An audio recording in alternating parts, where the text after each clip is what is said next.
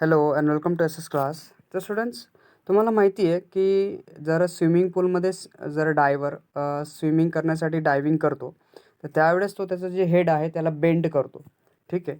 तर बेंड का करतो? जर याचं रिझन आपण बघितलं तर एक स्विमिंग पूल, ज्या स्विमिंग पूलच्या वरती आपल्याकडे सेमथिंग लाईक दिस एक स्टँड असतं. तर स्टँडच्या वरती असं काहीतरी एक प्लॅटफॉर्म असतो आणि ह्या प्लॅटफॉर्मवरून ज्यावेळेस डायव्हर स्विमिंग पूलमध्ये डायव्हिंग करतो, त्यावेळेस तो त्याचं जे डोकं आहे त्याला बेंड करतो. त्याच्या पायांच्या जवळ घेऊन येतो, पाय मध्ये घेऊन येतो. तर याच्याने होत का असेल बरं एक्झॅक्टली? पहिले तर मी तुम्हाला सांगतो की that is a movement of इनर्शियाची एक गोष्ट येते. म्हणजे बघा, मुवमेंट ऑफ इनर्शिया काय असते? सपोज की दॅट हा बघा एक डिस्क आहे आणि ह्या डिस्कचा हा ॲक्सिस आहे. या ॲक्सिसच्या भोवती तो रोटेट होणार आहे, बरोबर आहे. जसं जर ह्याला मी काढलं आणि हा ॲक्सिस ऑफ रोटेशन याच्यामधून पास होईल, तर हा ॲक्सिस ऑफ रोटेशन तोच आहे जो आपण म्हणतो आहे. तर ह्या ॲक्सिस ऑफ रोटेशनमधून ज्यावेळेस ज्यावेळेस हा ॲक्सिस ऑफ रोटेशन, ठीक आहे, ह्याच्या आजूबाजूला हा जो ही जी पूर्ण डिस्क दिसते तुम्हाला, या डिस्कच्या बाजूला आपण म्हणू की इथे ह्या डिस्कवरती वेगवेगळे पार्टिकल्स असतील. म्हणजे वेगवेगळे छोटे छोटे पार्टिकल्स या डिस्कवर येऊन जातील आपले. ठीक आहे ना. प्रत्येक पार्टिकल आहे जो या डिस्कपासून आहे, बरोबर.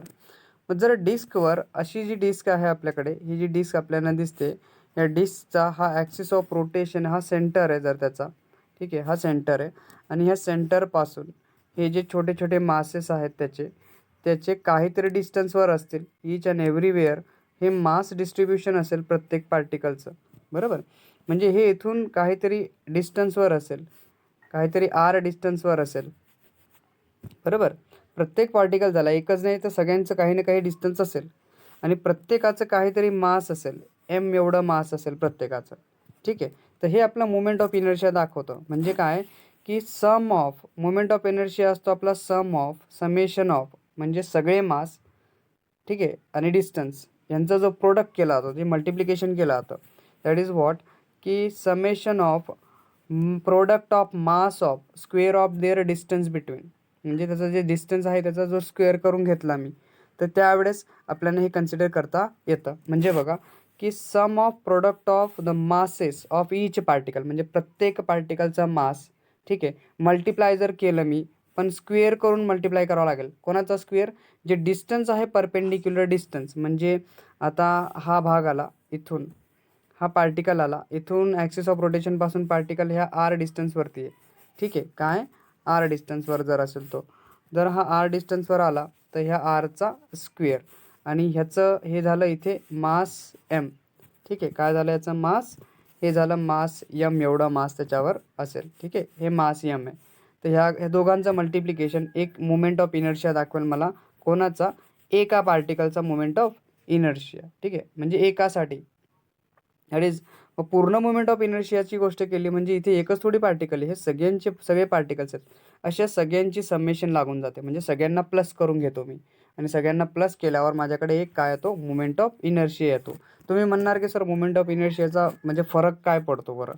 मुवमेंट ऑफ इनर्शियाचा फरक असा आहे, सपोज की एक रोटेटिंग टेबल आहे आपल्याकडे, जो रिव्हॉल्व करतो, रोटेट टेबल आहे. जर रोटेटिंग टेबल आहे तो फिरणार आहे, आपल्याला माहिती तो काय करतो? रोटेट करतो, फिरतो इकडे, बरोबर. हा असा गोल फिरतो ना. जर एक एक पर्सन इथे मी बसवला ह्या टेबलवर, ठीक आहे, ह्या टेबलवर जर हा बसलेला आहे असा, ठीक आहे, ह्याच्या हातामध्ये काही डंबेल्स आहेत, ठीक आहे, हॅविंग सर्टन मासचे डंबेल्स आहेत. आता हे डंबेल्सवाले जर मी ह्या पर्सनला फिरवलं गोल, ठीक आहे, जर हा फिरेल तर जर त्याचे मासेस, त्याचा हे जे मास आहे एम, ठीक आहे, त्याच्या ॲक्सिसपासून दूर असतील तर हा हळू फिरेल, बरोबर आहे. आणि जसे हे जे मासेस आहे त्याचे, हे जे मास मी म्हणतोय हे जर जवळ आले, त्याच्या ह्या ॲक्सिसपासून, ॲक्सिस ऑफ रोटेशनपासून खूप जवळ येऊन गेले, त्याचा स्पीड काय होऊन जाईल? वाढून जाईल. तर हा झाला मुवमेंट ऑफ इनर्शियाची गोष्ट. मग समजून घ्या, ह्याने काय केलं? आपलं डोकं बेंड करून दिलं. ठीक आहे. काय केलं याने? आपलं डोकं बेंड केलं. आणि ज्यावेळेस तो त्याचं डोकं बेंड करेल, पाय बेंड करेल, मध्ये घेऊन येईल, सेंटर म्हणजे ॲक्सिस ऑफ रोटेशनच्या खूप जवळ घेऊन येईल. आणि जसा तो ॲक्सिस ऑफ रोटेशनच्या जास्त जवळ घेऊन येईल, तो जास्त गोल समरसॉल्ट घेईल आणि तो पाण्यामध्ये उडी मारेल. म्हणजे पाण्यामध्ये जेव्हा तो स्विमिंग करायला जाईल, डाईव्ह करायला जाईल, मग त्यावेळेस that is it decreases his movement of inertia. तो काय करतो? त्याचा मुवमेंट ऑफ इनर्शिया डिक्रीज करतो. पुढे जाण्याच्या आधी मी परत तुम्हाला सांगतो, आज आपण चॅप्टर 1 रोटेशनल डायनॅमिक्सचे MCQ घेतोय 1 मार्काचे. Okay. But before I start I will be request you that जर तुम्हाला समजत असेल माझं लेक्चर तर प्लीज लेक्चर तुमच्या प्रत्येक मित्रापर्यंत शेअर करा. लाईक करायला विसरू नका समजलं तर. ठीक आहे. अँड अगेन जे लेक्चर आहे ते आपलं कम्प्लिटली बघत जा. ठीक आहे. आणि ज्यांनी अजूनही चॅनलवर नवीन असतील त्यांनी प्लीज चॅनलला सबस्क्राईब करा. ठीक आहे. So let's we try to understand a second question.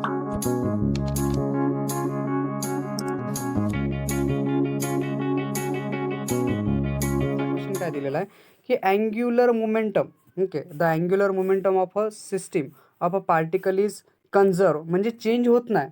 Angular momentum बदलत नाही याचा अर्थ असा आहे. ठीक आहे. The angular momentum of a system of particles is conserve. काय कन्झर्व म्हणजे बदलणार नाही आहे अँग्युलर मोमेंटम. पहिले हे समजून घ्या की अँग्युलर मोमेंटम काय. बघा, the product of moment of inertia मी तुम्हाला आत्ताच सांगितलं मोमेंट ऑफ इनर्शिया आय असतो. That is what a summation of M is equals to R M into R square. ठीक आहे. प्रत्येकाची मोमेंट ऑफ इनर्शिया आय प्रत्येक पार्टिकलची. तर मग मोमेंट ऑफ इनर्शियासाठी अँग्युलर मोमेंटम काय आहे. तर अँग्युलर मोमेंटम आपण कॅपिटल एलने दाखवतो आणि मोमेंट ऑफ इनर्शिया आपला कॅपिटल आय असतो. ठीक आहे. तर product of moment of inertia and angular velocity. Angular velocity असते आपली ओमेगा. माहिती ना आपल्याला. सर्क्युलर मोशन आपण शिकत होतो. सर्क्युलर मोशनमध्ये ऑब्जेक्टला सर्क्युलर फिरण्यासाठी जी स्पीड लागते ती असते आपली दॅट इज अँग्युलर वेलॉसिटी. जी वेलॉसिटी लागते ती अँग्युलर वेलॉसिटी. आणि लिनियरसाठी आपली वेलॉसिटी असते व्ही. हीच आपली अँग्युलर वेलॉसिटी म्हणजे लिनियर मोमेंटम. ठीक आहे. म्हणजे इथे आपलं आलं अँग्युलर मोमेंटम. कोणतं मोमेंटम आहे. Angular momentum. तर अँग्युलर मोमेंटम एल हे आपलं that is moment of inertia into angular velocity ओमेगाच्या बरोबर येतं. ठीक आहे. त्याला आपण L is equals to I into omega म्हणतो. हे आलं आपलं अँग्युलर मोमेंटम. याचा अर्थ angular momentum of a particle काय कन्झर्व आहे, चेंज होणार नाही आहे. ठीक आहे. So that is a steady आहे. Angular momentum is steady. That is what a conserve आपण म्हणतोय त्याला. पण मग अजून एक गोष्ट मी तुम्हाला सांगणार आहे की टॉर्क. कारण जर दोन गोष्टी असतील, जर रोटेशन करायचं असेल तर त्याला म्हणजे बघा एक ऑब्जेक्टला जर मला पुढे ढकलायचं असेल तर त्याच्यावरती एफ फोर्स लावा लागतो. हा लिनियर फोर्स असतो. पण एखाद्या ऑब्जेक्टला जर मला गोल फिरवायचं असेल तर त्याच्यासाठी मला टॉर्क लावावी लागते. काय लावावी लागते. टॉर्क. लक्षात ठेवा. मग टॉर्क काय असते बघा. The ability of force to produce a rotational motion म्हणजे एखाद्या ऑब्जेक्टचा रोटेशनल मोशन प्रोड्यूस करण्यासाठी जो फोर्स लावा लागतो त्याला म्हणतो मी टॉर्क. हे टॉर्क इथे दिसतं आपल्याला रोटेशनल मोशनसाठी. अँड जे फोर्स एफ आहे तो आपला दिसतो लिनियर मोशनसाठी. लिनियर मुवमेंटसाठी जो ऑब्जेक्टमध्ये लागतो तो दोन फोर्सेस आहेत. ठीक आहे. So that is the ability of force to produce a rotational motion is called a movement of force. Otherwise त्याला म्हटलं होतं टॉर्क. आपण टॉर्क म्हणतो, नाही तर आपण त्याला म्हणणार तो मुवमेंट ऑफ फोर्स. ठीक आहे. मग ही कधी कन्झर्व असेल. अँग्युलर मोमेंटम कधी कन्झर्व असेल जेव्हा no external torque act upon the system. म्हणजे ज्या वेळेस सिस्टीमवर कोणताही एक्सटर्नल टॉर्क अप्लाय होणार नाही. एक तर ती फिरणारच आहे, एक तर ती थांबलेली आहे तर थांबलेलीच असेल. बरोबर आहे. तर त्यावेळेस याच्यावरती कुठलाही म्हणजे अँग्युलर मोमेंटम जी आहे ती आपली काय असेल कन्झर्व असेल. अँग्युलर मोमेंटम यावेळेस काय असायला पाहिजे conserve. When no external torque act upon the system. सिस्टीमवर कुठलाही एक्सटर्नल टॉर्क लावला नाही मी त्यावेळेस अँग्युलर मोमेंटम ऑफ सिस्टीम काय असेल ती असेल आपली कन्झर्व. ठीक आहे. Let we have a question number 3. आपल्याला या क्वेश्चनमध्ये काय दिलं आहे बघा की a stone is tied to one end of a string. बरोबर आहे. म्हणजे एक स्टोनला काय केलं आहे एका स्ट्रिंगला टायअप करून ठेवलेलं आहे. ठीक आहे. हा जर तो स्टोन असेल आणि ह्या स्टोनला जर मी ह्या दोरीने बांधून ठेवलं असेल आणि बांधल्यानंतर एक व्हर्ल फॉर्म करतो आहे मी. म्हणजे त्याला गोल गोल फिरवतो आहे इन अ हॉरिझॉन्टल प्लेनमध्ये. कसा हॉरिझॉन्टल प्लेनमध्ये मी त्याला गोल फिरवतो आहे. आणि हे प्रोग्रेसिवली मी त्याचा जो स्पीड आहे तो इन्क्रीज करत चाललेलो आहे. ठीक आहे.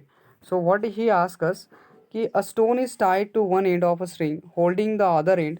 The string is whirl in a horizontal plane with progressively increasing the speed. काय करतोय मी हळूहळू त्याचा स्पीड वाढवतोय. So it break at some speed. म्हणजे ती जी स्ट्रिंग असेल ती काय होऊन जाईल तुटून जाईल आणि तो दगड आहे कुठेतरी बाहेर चालला जाईल. म्हणजे बघा सम व्हॉट जर मी हे असं गोल त्याला फिरवतोय आणि हळूहळू जर मी त्याचा स्पीड वाढवत चाललेलो आहे आणि इथे बरोबर आहे जसा मी स्पीड वाढवेल तसा ह्या दोरीवरची ताण पण वाढत जाईल. काय होईल? ताण वाढत जाईल, टेन्शन वाढत जाईल. जसं जसं टेन्शन वाढेल, इन्क्रीज होत जाईल टेन्शन, तसं तसं सेंट्रिपिटल फोर्स पण इन्क्रीज होत जाईल. म्हणजे बघा, म्हणजे इथे बेसिक सेंट्रिपिटल फोर्स इन्क्रीज होतोय. बघा, सेंट्रिपिटल फोर्स पहिले समजून घ्या, की मग आपण याच्यावरती बोलू की एक्झॅक्टली काय झालेलं आहे. दॅट इज सेंट्रिपिटल फोर्स काय असतो, की force acting on a particle performing a circular motion. म्हणजे ज्यावेळेस पार्टिकल सर्क्युलर मोशन परफॉर्म करतो त्यावेळेस त्याच्यावरती जो फोर्स ॲक्ट होतो तो आहे सेंट्रिपिटल फोर्स. हा सेंट्रिपिटल फोर्स कसा ॲक्ट होतो, की along the radius towards the centre of the circle लागतो. बरोबर आहे. सर्कलच्या सेंटरकडे तो ओढतो. ठीक आहे. आणि दुसरं राहिलं जे टेन्शन आहे स्ट्रिंगवरती ते त्याच्या बाहेर लागते. ठीक आहे. सो 2 गोष्टी येतात आता याच्यामध्ये. मग centripetal force that is the force acting on a particle performing circular motion and which is along the radius towards the centre of the circle. म्हणजे ही झाली आपली रेडियस, आणि रेडियससारखा मध्ये लागतोय हा फोर्स. ठीक आहे. आणि टेन्शन कसं ओढतोय? बाहेर ओढतोय त्याला. म्हणजे ताण वाढतोय ना दगडावर, हळूहळू हळूहळू ताण वाढतोय. म्हणजे हा दगड आहे आणि इथून आहे, तर ह्या दगडावर काय होत चाललेलं आहे? ताण वाढत चाललं आहे, टेन्शन वाढत चाललं आहे. दगडावर म्हणण्यापेक्षा या दोरीवर ताण वाढत चाललेलं आहे, टेन्शन वाढत चाललेलं आहे. So because of the increasing the centripetal force, म्हणजे मी अजून त्याचा स्पीड वाढवतोय कंटिन्युअसली. ज्यावेळेस मी त्याचा स्पीड वाढवायला लागेल, when I increase the speed continuously, जर मी त्याचा स्पीड इन्क्रीज करेल, तर इज प्रोग्रेसिव्हली जर मी त्याचा स्पीड इन्क्रीज करत जाईल, तर त्यावेळेस एक टाईम येईल की it break at the some speed. हे का बरं झालं? तर याचं कारण मी तुम्हाला सांगितलं, तर आपला सेंट्रिपिटल फोर्स असतो mv²/r. सेंट्रिपिटल फोर्स काय? mv²/r is equals to tension. किती काय असतं? Is equals to tension. म्हणजे जर टेन्शन आणि सेंट्रिपिटल फोर्स सारखा असेल तर ते बॅलन्स असतील, म्हणजे सर्क्युलर मोशन परफॉर्म होईल.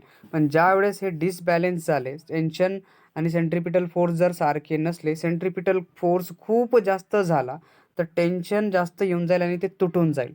म्हणून जो दगड आहे आपला, तर required centripetal force is greater than the tension sustained by the string and it break at some speed. त्या स्पीडला काय होऊन जाईल? तो ब्रेकडाऊन होऊन जाईल, जिथे mv² म्हणजे सेंट्रिपिटल फोर्स जो आहे ग्रेटर असेल दॅन द टेन्शनपेक्षा. सेंट्रिपिटल फोर्स टेन्शनपेक्षा काय असेल? ग्रेटर असेल. कारण हे दोघं जे असतात आपले, centripetal force and tension, both are having equal, दोघांचे एकमेकांच्या अपोजिटमध्ये लागतात हे. ठीक आहे. एक असा लागतो आणि एक आपला असा लागतो. ठीक आहे. म्हणजे हे दोघं सारखे असतात, एकमेकांच्या अपोजिट डिरेक्शनमध्ये लागतात पण सारखे असतात. ठीक आहे. जर सारखे राहिले तर हा स्टोन जो आहे आपला तो इथे टिकून राहील, आणि जर हे बिघडलं तर समजून घ्यायचा हा जो स्टोन आहे आपला तो इकडे सरळ निघून जाईल. That is an a linear velocity घेऊन घेईल सेंट्रिपिटलच्या जागेवर, मग सेंट्रिफ्युगल त्याला सोबत घेऊन जाईल. ठीक आहे. So that is the option number B, the required centripetal force is greater than the tension sustained by the string. Question number 4ला पण बघा, यांनी एक आपल्याला डेरिवेशन सारखं दिलं होतं की the movement of inertia of a circular loop. एक सर्क्युलर लूप इथे तुम्हाला दिसतोय. आता हा सर्क्युलर लूप जर तुम्ही बघितला तर हा ह्या ॲक्सिस भोवती रोटेट करणार आहे, पण मी त्याचा मुवमेंट ऑफ इनर्शिया असा घेतो आहे. ठीक आहे. आणि मी याला असं फिरवणार आहे. बरोबर. आणि दुसरा त्याने म्हटलं आहे की the movement of inertia of a circular loop, radius R आहे, ही रेडियस दिसते तुम्हाला, आर रेडियस आहे याची. ठीक आहे. ॲट अ डिस्टन्स जो आहे तो इथे मी शिफ्ट करून घेतला याला, जी टोटल आर आहे त्याचे मी काय करून घेतली? हाफ करून घेतली. म्हणजे ही जी डिस्टन्स तुम्हाला दिसतं इथे, ठीक आहे, ॲक्च्युली जे डिस्टन्स तुम्हाला दिसतं हे आहे आपलं r/2. ठीक आहे. काय आहे? That is what? r/2च्या बरोबर आहे. काय? r/2 आहे, एवढं आहे. कारण हे पूर्ण होतं आपलं आर, एवढं काय होतं? हे आर होतं. आता घेतलेलं आहे r/2 वरती, ॲक्सिस ऑफ रोटेशन आपण घेऊन घेतलेलं आहे. ठीक आहे. So the movement of inertia of a circular loop R at a distance r/2 around a rotating axis. इथे हे पण समजून घ्या, यांनी म्हटलं रोटेटिंग ॲक्सिस जे आहेत ते दोघं एकमेकांना पॅरलल आहेत.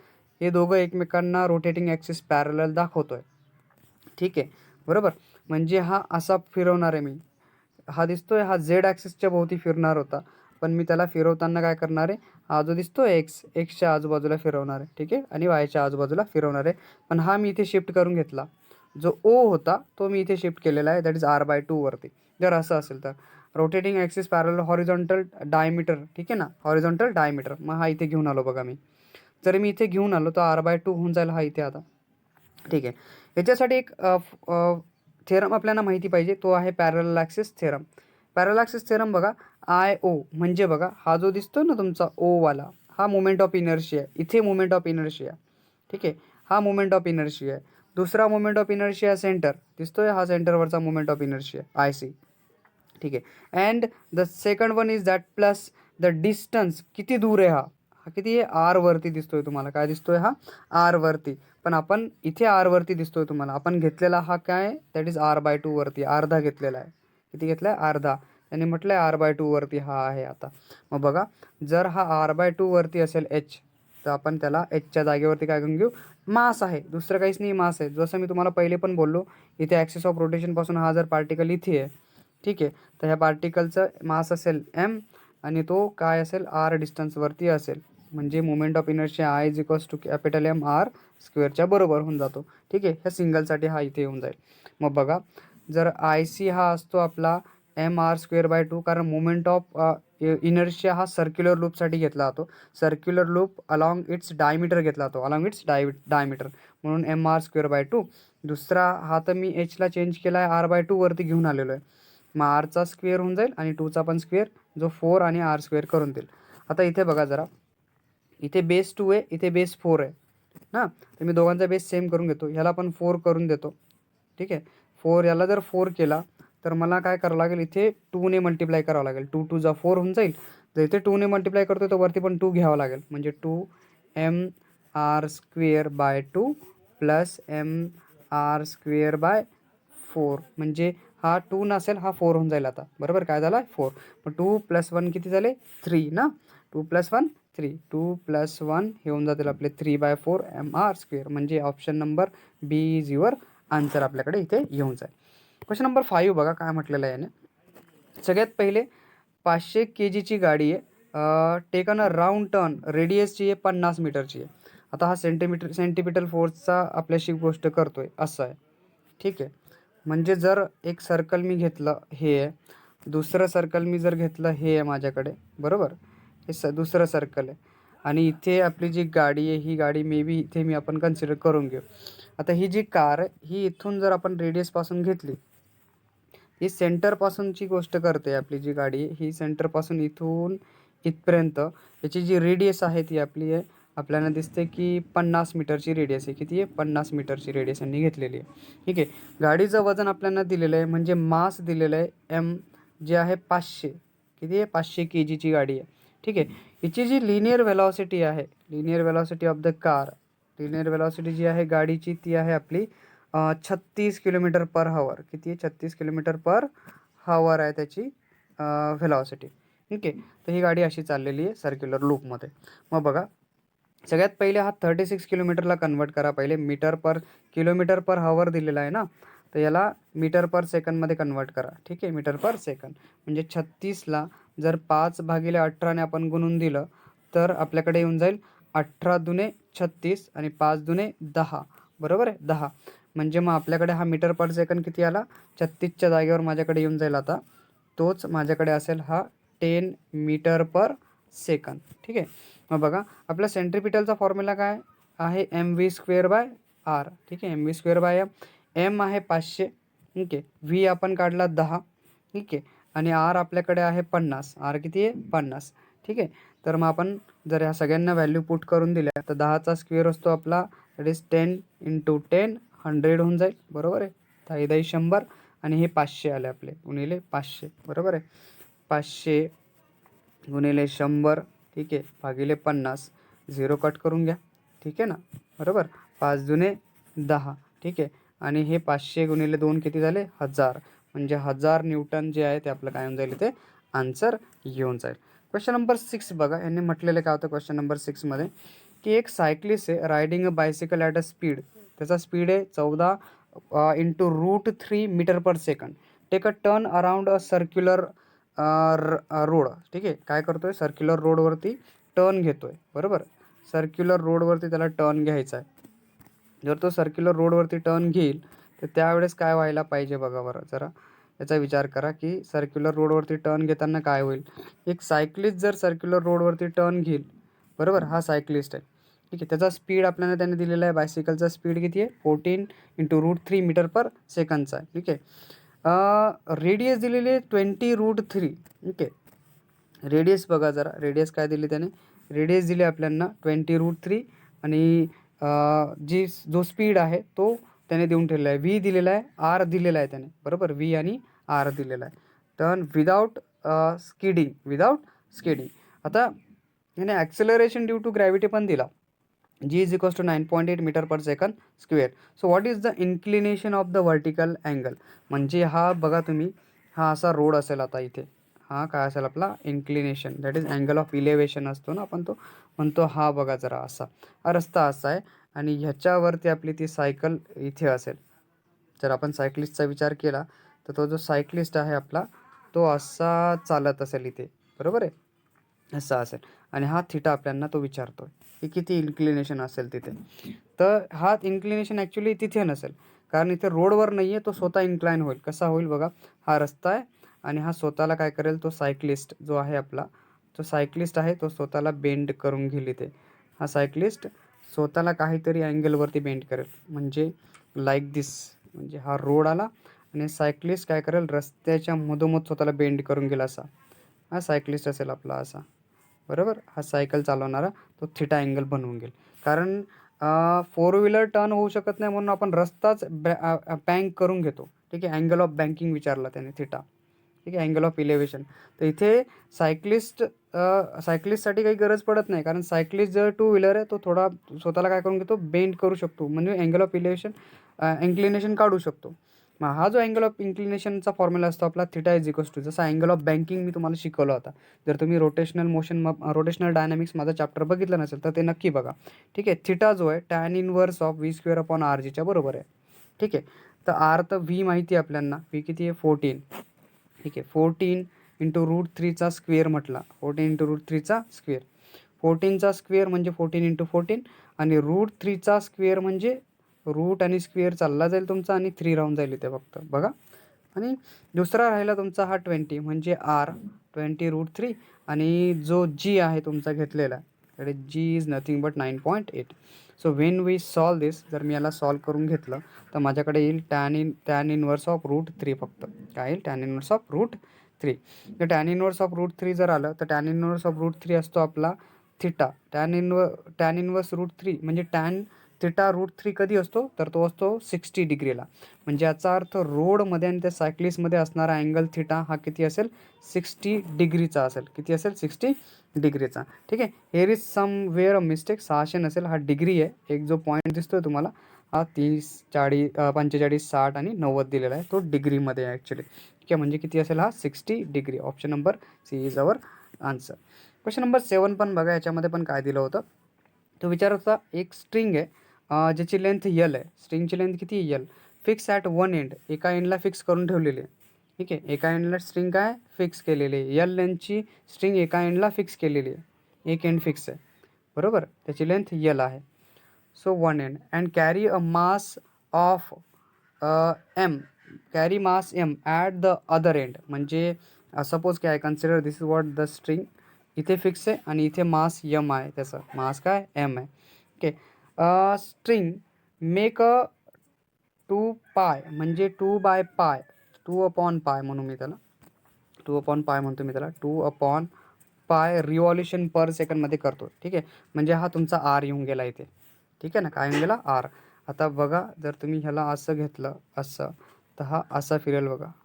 That is what the revolution is this, की इथे हे रिव्हॉल्युशन करणार आहे आपलं ह्या पद्धतीने गोल असं, समजलं. म्हणजे हा सेंटरमध्ये होता पहिले.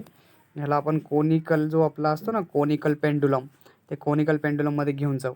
पहिले तर हा इथे बॉबसारखा आहे, मास यम इथे अटॅच केलेलं आहे, ही फिक्स लाईनिंग आहे. आणि मग तो असा आपला काय करतोय, इथे गोल गोल फिरतोय असा, या पद्धतीने आपण त्याला म्हणून घेऊ, असा गोल फिरतोय.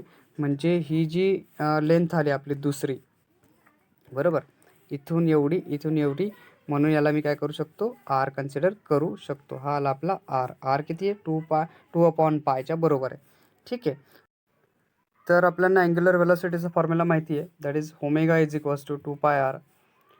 2π तर चला ठीक आहे, आर आपल्याला माहिती झाला 2/पाय. ठीक आहे, दोघांना आपण कॅन्सल करून घेऊ, 2π आणि हा एक म्हणजे ॲक्च्युली पाय गेट कॅन्सल आउट, 2 2 जा 4 करून देईल. अँग्युलर वेलॉसिटी किती आली याची, 4 रेडियन पर सेकंड. म्हणजे तो जो बॉब आहे किंवा तो जो मास आहे जो स्ट्रिंगला अटॅच केलेला आहे, तो फिरताना किती वेलॉसिटी घेईल, 4 रॅडियन पर सेकंद. त्याची अँग्युलर वेलोसिटी किती आहे? 4 रॅडियन पर सेकंद. आता त्या ती जी स्ट्रिंग लावलेली आहे, ह्या स्ट्रिंगवरती टेन्शन किती असेल? टी. ठीक आहे, हे टेन्शन टी, त्याचा मास खाली mg लावणार आहे. हा किती लावणार आहे? mg. हे जे टेन्शन असेल ॲक्च्युली ते ml ओमेगा स्क्वेअरच्या बरोबर असेल. हा एक फॉर्म्युला आपल्याकडे येऊन जातो. याच्यापैकी ml तर त्याने म्हटलेलं आहे की लेंथ आहे l, मास त्याचा यमच घ्यायचा आहे आपल्याला, मास त्याने दिलेलं नाही आहे म्हणून फक्त आपण अँग्युलर वेलॉसिटी ओमेगा घेऊ शकतो. तो ओमेगा म्हणजे 4 आहे आणि 4चा स्क्वेअर म्हणजे 16, तर टेन्शन आर 16 m इंटू एलच्या बरोबर. So this is what the last question. I hope तुम्हाला लेक्चर समजलं असेल पूर्ण. सगळे क्वेश्चन चांगल्या पद्धतीने समजले असतील तर प्लीज लाईक करायला विसरू नका and share this lecture with your friends. Thank you for watching this video.